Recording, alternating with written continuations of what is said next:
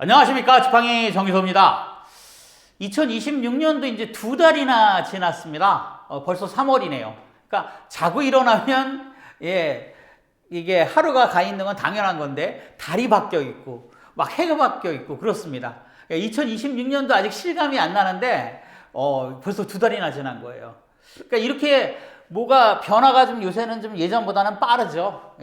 달력도 수시로 보게 되고 그리고 또 무슨 약속 같은 것도 많잖아요. 대표님들도 아마 그러실 겁니다.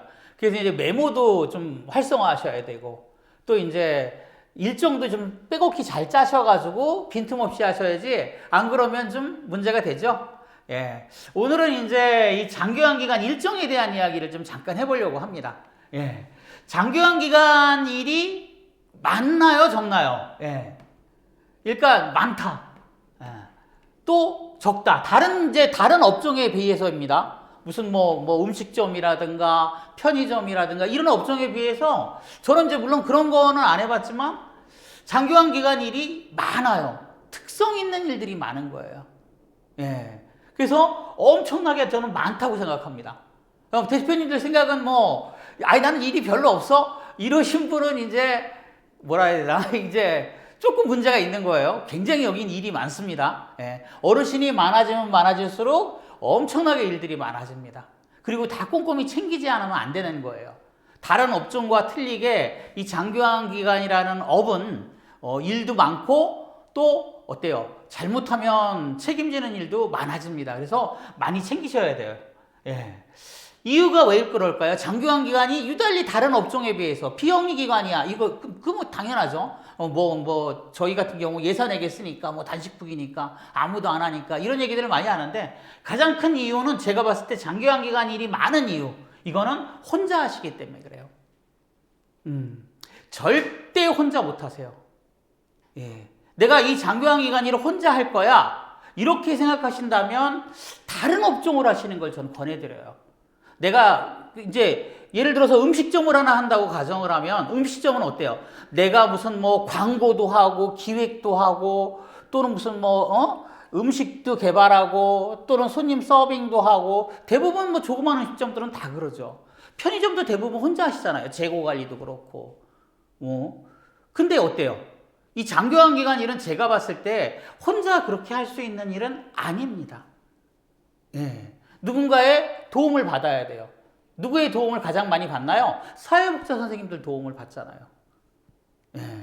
일단 그런 도움을 받고 또 어때요? 그래야만 직원 관리도 하고 할 수 있는 거예요. 근데 이제 어르신이 이제 아직 10명도 안 됐는데 무슨 이렇게 얘기하시는 분들 많죠. 맞아요. 그 현실이에요. 그러니까 빨리 기관을 키우셔야 되는 수밖에 없는 거예요. 적정 수준. 방문 요양 기준으로 따진다면 30명 이상. 요양원이나 이런 데도 어때요? 돈 많이 들어갔잖아요. 근데 이걸 다 어때요? 이제 어르신 하나하나 채워서 어르신 1명 생기면 이제 한 번 모시면 모시는 대로 한 10명 되면 또 선생님 몇 분 구하고 이렇게는 못하죠. 미리 다 어때요? 선생님이든 사회복지사 선생님이든 간호사 선생님이든 다 이제 세팅을 꾸며놓고 심지어는 조리원이다 청소 이렇게 하시는 분들이나 이런 분들도 다 어때요? 세팅을 꾸며놓고 그 다음에 오픈을 해야 되는 거잖아요. 그러니까 어르신이 안 늘어나면 이제 시설, 즉 주간보호나 그 요양원이나 이런 데는 조급하시니까 영업들에 대한 생각을 하는데 방문 요양은 그게 아니니까 그냥 나 혼자 홀로 외로이 창업도 가능하다 보니까 처음 혼자 시작들을 많이 하세요. 근데 이제 이게 문제인 거예요. 이 장교환 기간 일, 다른 일들도 마찬가지인데 장교환 기간이다 그러면 그렇게 할 수 있는 일들은 아닙니다. 이런 일들이. 행정 업무, 영업 업무, 무슨 어때요? 상담 업무 이런 것들 어때요? 내가 다 혼자 할 거야? 이거 어르신 지금 1명도 없는데 이제 인제 한 분이신데 나 혼자 다 할 수 있지 않을까? 이거 잘못된 생각이라고 저는 생각이 들어요. 그러니까 이게 가장 큰 문제예요. 혼자 하시는 거. 그리고 10여 명 늘어날 때까지는 절대 직원 둘 생각을 안 하시거든요. 그러니까 이제 굉장히 심각한 문제에 서류는 다 엉망이 되어 가고 그렇게 돼가는 거예요. 또 하나는 이제 경험 없는 분들이 창업을 많이 하십니다. 장교환 기간이라는 게 음식점하고는 틀려요. 음식점은 옛날부터 하시던 분들이 많았잖아요. 그러니까 선배가 엄청나게 많은 거야. 어떤 업은 이래서 순댓국은 어떻고 무슨 떡볶이는 어떻고 많아요. 그런 경험들도 있고 주변에 계신 분들도 많고. 장교환 기간은요 기껏해 아직 20년도 안 됐어요.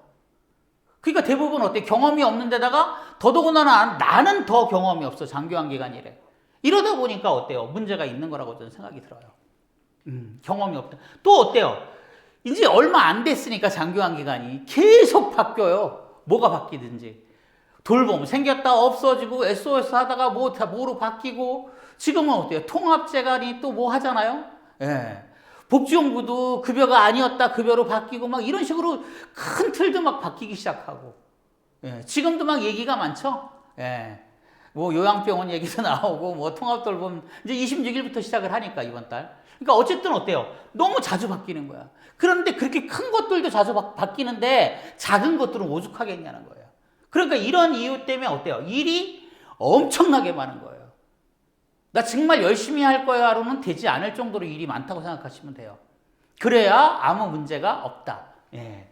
그럼 어떻게 하면 좋으냐 이거. 예. 혼자는 못하니까 나눠야겠죠. 빨리 직원을 두셔야 돼요. 예. 그리고 어때요? 직원 관리하는 사회복지사 뭐 팀장 또는 뭐 어때요?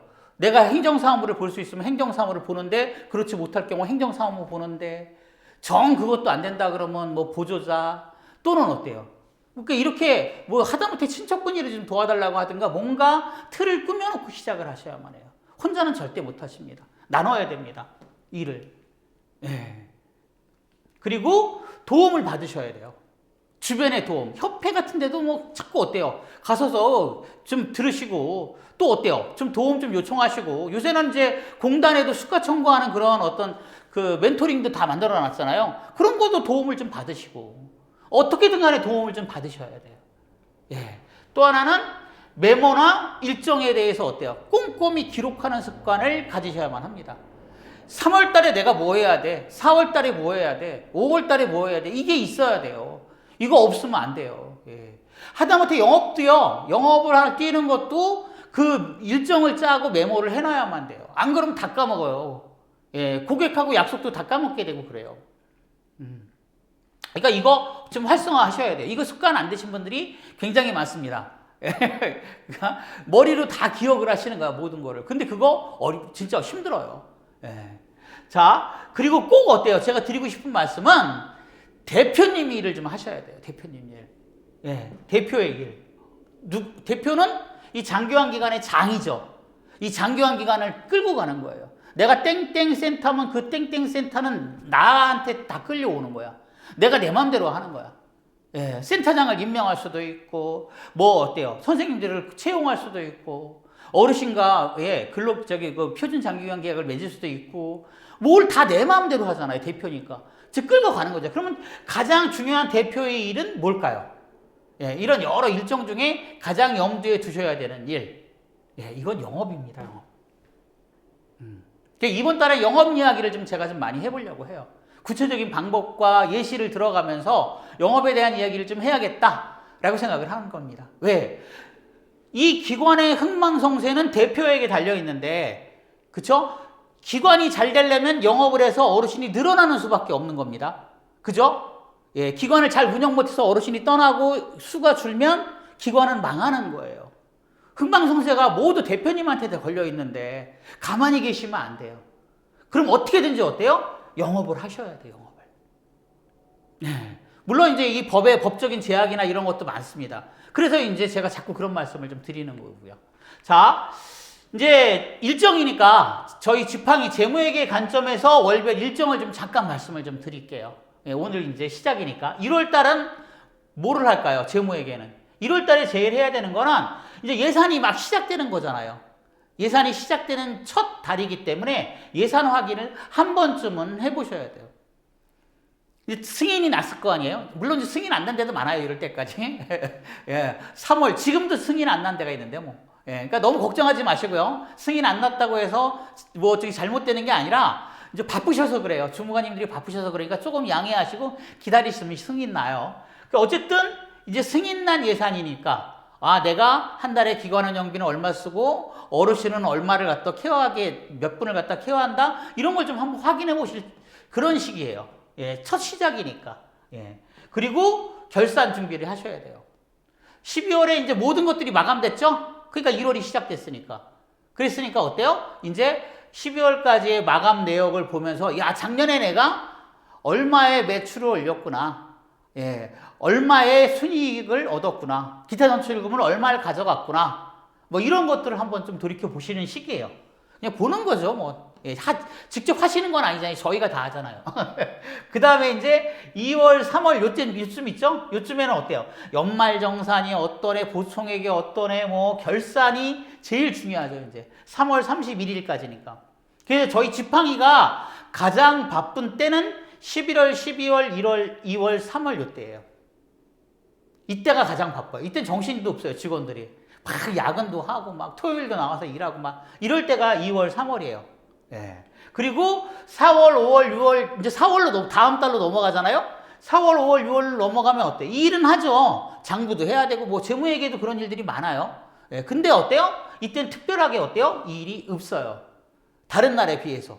그래서 이때 어때요? 프로그램 개발도 하고 또는 어때요? 내부 시스템도 업그레이드하고 뭐 대표님들 어떤 고충 처리 이런 것도 만들어 놓고 막 이렇게 한단 말입니다. 그러니까 이때가 영업에 적긴 거예요.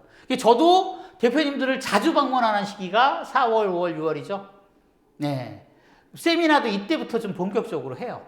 할 때. 물론 이제 저는 이제 직접 막 이렇게 일을 안 하기 때문에 뭐 3월 달에도 이제 뭐 세미나도 가기도 하고 뭐 좀 직원보다 좀 자유롭죠. 움직이는 거는.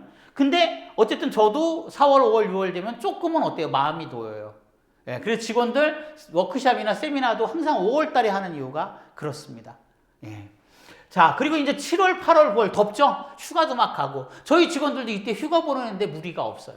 왜? 7월, 8월, 9월도 특별한 이슈가 없어요. 이때도 영업 적기예요. 그리고 어때요? 한 번쯤 어때요? 장부를 이때는 훑어봐야 돼요. 왜? 8월 달까지 어때요? 예산이나 결산에 문제가 있었던 것들에 대한 것들을 이때 이제 수정을 하고 하거든요. 그리고 벌칙 조항에 보면 예산을 12월 26일까지 내지 않았을 때는 8월 달에 어때요? 추가로 내는 경우가 있어요. 저희가 관리하는 업체는 없는데 이제 상반기에 들어오는 업체들 있죠. 신규로 들어오는 업체들은 이런 업체들이 왕왕 있어서 저희가 이제 장부 다시 꾸며서 하기도 해요. 네. 10월, 11월 요때쯤 딱 되면 이제 바빠지기 시작해요. 예. 이때부터 이제 다시 또 업무 땅 이렇게 되는 거예요. 저희 입장으로 재무회계 관점에서 말씀드리는 거예요. 추경을 좀 해야 되거든요. 이제 예산이 틀어졌잖아요. 9월까지 쓴 내역들이 보면 어때요? 작년 예산 통과했던 승인 났던 내역과 많이 틀려요. 그래서 추경을 한 번쯤은 해야 되고 다시 또 어때요? 예산 준비도 해야 돼요. 예. 이때가. 그리고 예. 이때부터 본격적으로 이제 업무를 정리하기, 그러니까 한 해를 정리하는 준비를 해야 돼요. 대표님들은 뭐 해야 돼요? 10월 달에? 예, 10월 달에 역시 마찬가지예요. 예, 추경사항 있는지 확인하시고, 이런 거 운영위원회에 보고도 하셔야 되고, 막 그래요. 지금 이제 기관교 2번, 3번 이 문제도 이제 조만간 해결이 되겠죠. 예, 그럼 이런 것도 이제 저희가 또 안내도 해드리긴 하는데, 어쨌든, 예, 이때 이제 마무리를 다 해야 되는 시기예요. 준비가 끝나야 돼요. 그리고 이제 아시다시피 12월에는 이제 보고를 해야 되죠. 이제 보고하는 거, 이때 예산 편성하는 거 아니에요. 예. 사실은 이때까지 끝내놓고 이때 보고를 하는 거예요. 뒤미처 하는 이제 하게 되면 힘들어요. 그래서 12월 26일까지 보통은 저희는 이제 한 20일쯤 되면 보고가 완료되죠. 예산 보고 다 끝내놔요. 승인 나는 거하고는 예외입니다. 승인은 주무관님들이 보시고 승인을 때려줘야 되는 거고, 저희가 보고 올리는 거는 미리미리 다 올려놓습니다. 안 그러면 벌칙이 있으니까. 벌칙이 생기면 8월 달에 바꿔줘요. 그래서 어때요? 예, 미리 다 해놓는 거예요. 그리고 계획을 좀 잡는 거예요. 저도 이때 이제 계획을 잡아요. 내년에는 어떻게 해야지, 그 다음에는 28년에는 어떻게 해야지, 막 이런 계획도 이때 이제 12월쯤 되면 계획에 대한 것들이 머릿속에 꽉 차 있고, 그 다음에 1월부터는 뛰는 거죠, 뭐 쭉. 예. 대표님들도 그러셔야 돼요. 어떻게든 움직이셔야 돼요. 그리고 지도점검 사항이 뭔지. 이게 계속 바뀌어요. 시군구별로 다 틀리고 하니까. 이런 것도 어때요? 재무회계 관점에서 어떻게 하라더라. 뭐 이런 거 있잖아요. 예. 그 다음에 현지조사 나올 때 핵심이 뭐더라. 뭐 이런 거. 저희가 재무회계 관점에서 도와드릴 건 또 뭐 없나? 뭐 이런 식으로. 그러니까 일정 점검이 필요하다는 얘기죠. 예. 가장 중요한 건 계획입니다. 무슨 계획? 예. 저도 그렇고 대표님들도 그렇고 어때요? 영업 계획이에요. 영업 계획은 진짜 머리에서 떨어뜨리시면 안 돼요. 예. 저희가 관리하는 업체가 없어 봐요. 그럼 저희 어떻게 직원들 월급 어떻게 줘요? 대표님들도 똑같아요. 선생님들 월급 주고 뭐 임대료라도 내고 하려면 어르신들 있어야 되잖아요. 이제 그게 가장 큰 핵심이라는 거예요. 그래서 계획을 좀 세워야 한다. 무엇에 대한?